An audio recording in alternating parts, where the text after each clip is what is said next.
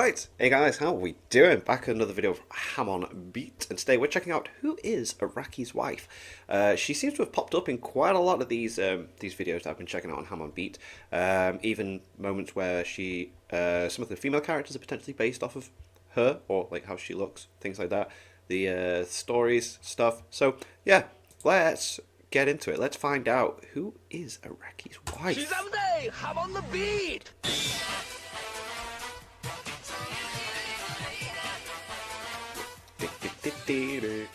Over the years, I've spoken a lot about JoJo's Bizarre Adventure and its creator, Hirohiko Araki.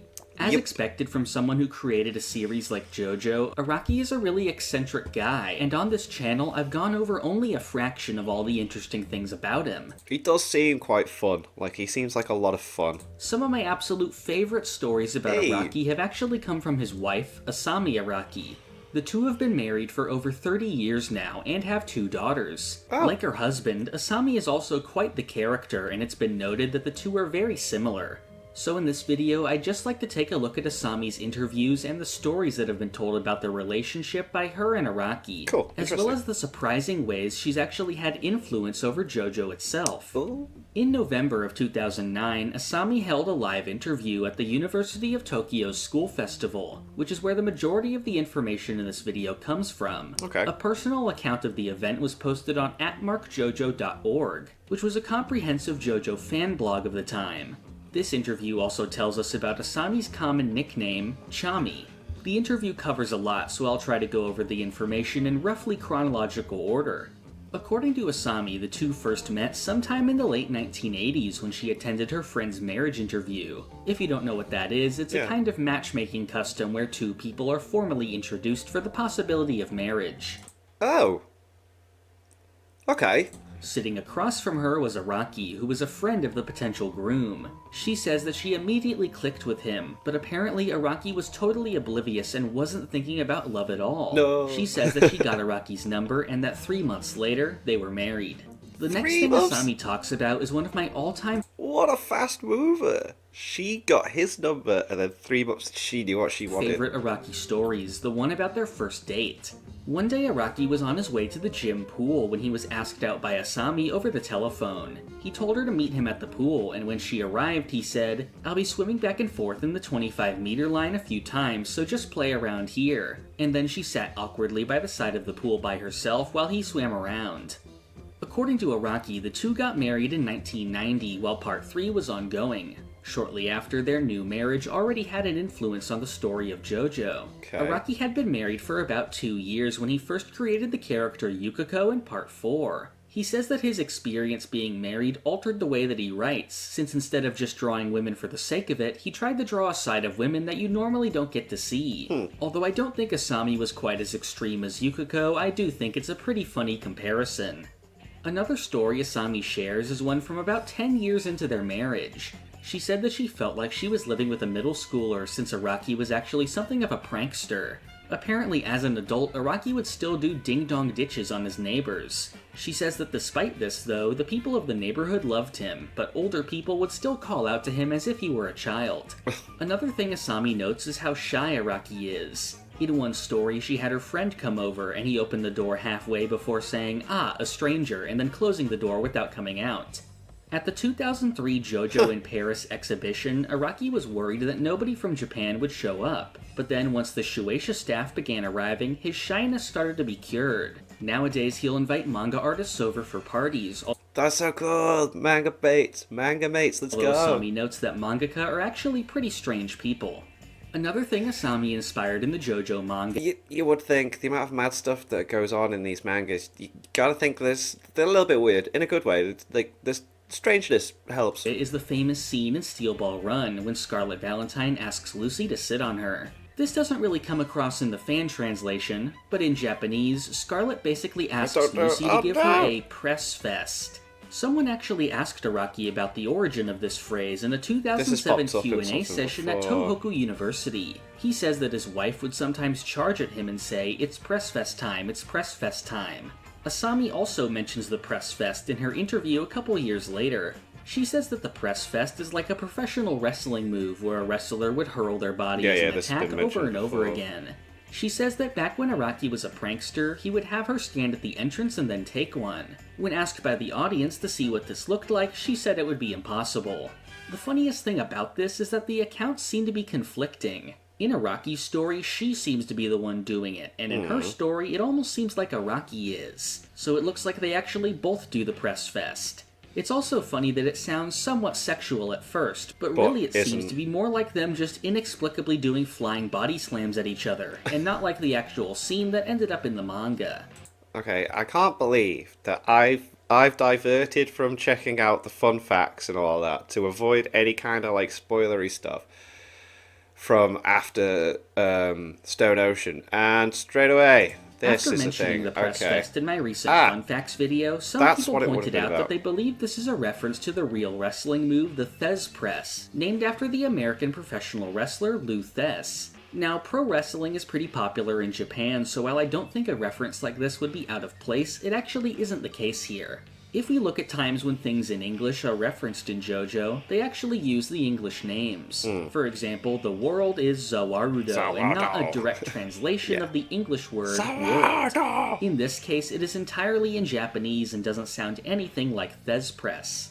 In Japanese, the phrase is Appakusai, or it's a pressure festival. It essentially means a festival of pressure, i.e., the pressure of Lucy sitting on Scarlet. In Japanese, the festival can also just mean a lot, so a lot of pressure. Searches for the term in Japanese only bring up results from JoJo, so it seems like the term itself was coined by them and isn't based on a pre-existing move. When the Louvre Art Museum was chosen as the theme for Rohan at the Louvre, Asami and Araki visited the Louvre for 2 days and were allowed to enter the museum after it was completely closed.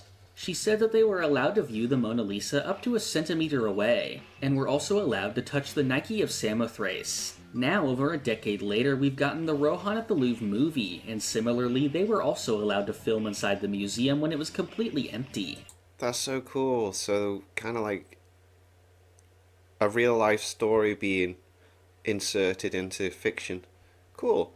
I need to watch these live action JoJo's. Speaking of the Mona Lisa, a common online joke at the time was that Araki bore somewhat of a resemblance to the painting. Apparently Asami and Araki were both aware of this comparison. Oh my god, Interestingly, in the Louvre story itself, Okuyasu compares Rohan to the Mona Lisa, which may have been a self-aware reference to this from Araki. Like that, that's cool. Asami also referenced how well Araki ages, and said that his secret is doing yoga and always wearing sunscreen.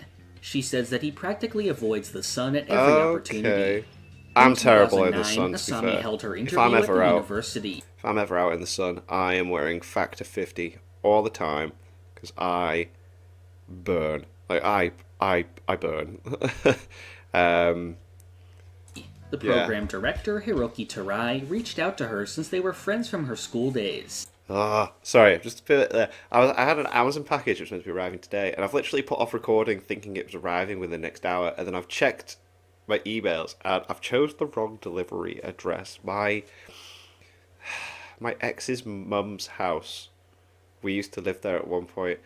It is one of the delivery addresses, and for some reason I've accidentally chose that, and it's potentially being set there. I hope I've redirected it, but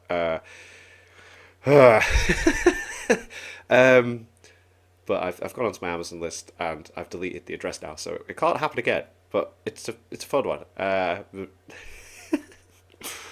Funny story for you there, guys. There we go. She heard about it through a mutual friend of theirs, but didn't want to attend because of the large crowd. However, Araki convinced her to try it once. She notes that Araki didn't attend, since he'd actually have stomach problems from nervousness if he did. She said that the day before the lecture, he said a prayer for her at the shrine and joked that he would scatter flyers around the university. When asked where Araki was during the event, she said he was probably on a walk. The lecture was in front of a crowd of 300 and mostly involved taking questions from the audience as well as sharing stories about Araki. She also had some videos prepared. First was a video letter from the couple and Masanori Morita, one of Araki's friends and the author of the manga Rookies. Right, okay. She also shared a video titled Hirohiko Araki's Cooking Class, which showed Araki cooking by himself. It began with Araki saying, "And now I will cook," which apparently got a laugh from the crowd. The menu was sweet and sour pork with black vinegar and a side of broccoli, and shrimp and Japanese scallops with linguine. Asami went on to describe how Araki writes manga. She says that he often listens to different music depending on what he's drawing, something Araki himself has shared in the past.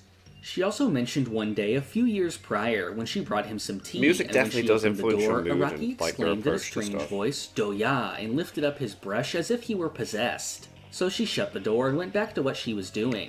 She also mentions how Araki incorporates things from his life into the manga. She says that she'll often read something and think, this is what I was just talking about the other day. Now that is funny. Imagine knowing somebody and then reading their stuff and then knowing exactly where it came from. That's so cool. That's boss.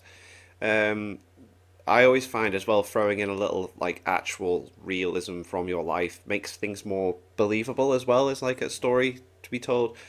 Like sometimes there were like comedy things that I'd used to write, and some people would be like, "Where the hell did that come from?" I was like, "No, that actually happened to me one time." It's like, "No," it's like, "Yeah." It's like... Araki said that he draws manga like he's writing a personal diary. Asami notes that she and Araki are very similar, and she describes him like a businesswoman who is a friend and confidant. He loves candy and sweet foods, and as most JoJo fans know, he's very knowledgeable in fashion. Asami also brought presents for the audience. An Avdol Super Action statue was given to the president of the school. A Kakuin one was given to the person who traveled the farthest to the event. This cool. went to someone who came all the way from Aomori, which is about 8 hours away by car. Whoa. A collection of By figures went car? to someone with the same initials Bloody hell, that's some as distance. Araki. A Jotaro figure went to someone who decided to read JoJo because of the lecture. Finally, an SBR glass was given to someone who has a pet named Iggy. The event Cool. closed with an appearance of Mr. Kajipon, an instructor for the JoJo posing school. This was a fan event held at the university where people gathered That's to so learn how to sick. JoJo pose. It seems like this goes back for quite a while, starting in 2002. It continued being held at the school, and in 2006, Araki himself even collaborated. I'm jealous, man. I wish like I had stuff like this at my school when I was younger, but like I'm old, so you know, none of this. Anime was never a thing except for like Dragon Ball Z. Hey. But God, imagine having like a little cool like club thing to go where you just like go on stage and do JoJo poses, man. Like, Asami and Kojipon demonstrated the poses on stage. After the 1.5 hour event, 5 or 6 of Asami's friends An hour came and a out half? to give her bouquets of Cool. flowers. The right side of the classroom was decorated with flowers from Araki to his wife. Right next to them were also flowers from Shinosuke of the Japanese hip-hop group Sold Out, who frequently collaborated with Araki. I look like I'm looking at a live action Ichigo from Bleach here, like. But then I'm also then seeing a bit of Eisen in the white. I don't know. During the interview, Asami was asked if she had any plans to write about her life with Araki. She said that since she wasn't a celebrity, there are no plans. It seems that since then, that's still the case, and this was her main public appearance for She many doesn't see years. herself, 'cause that's quite However, nice. she has been mentioned Humility? a few Is more that the word? times. She's quite- Around she's got 2006, humility. Asami frequented the same beauty salon as the members of the all-female mangaka group Clamp. They're quite well known as the creators of the manga series Cardcaptor Sakura and XXX Holic. JoJo fans might know them from their early days of creating fan doujinshi. Yeah, I only know about this because of watching videos on Hamon Beat, so that's why I know Clamp for this Clamp in Wonderland. Since bit, they're yeah. also the ones behind Clamp in Wonderland, JoJo's Bizarre Married Life, which I went over before in a video. Asami became friends with them and eventually set up an interview between Araki and one of its members, Tsubaki Nakoi. In a 1997 interview with Bubka magazine, the interviewer had spoken with Araki's wife before, and she relayed the story of Araki being hated by the neighborhood cats after he had scared them away from his garden with an air rifle. In 2016, during the shooting of the Diamond is Unbreakable live-action movie, Asami accompanied Araki on their visit to the set. While there, the two tried to cheer up the young actors. That visit also gave us an amazing quote when Araki told the director, Takashi Miike, "Every film belongs to its director. Feel free to destroy the original universe if you need to," which Wow. apparently gave Miike chills. One recent mention of Araki's wife you may have seen is this Reddit post, claiming it's a picture of Araki with his wife and mother. This post ended up getting over 10,000 upvotes, however, it is completely incorrect.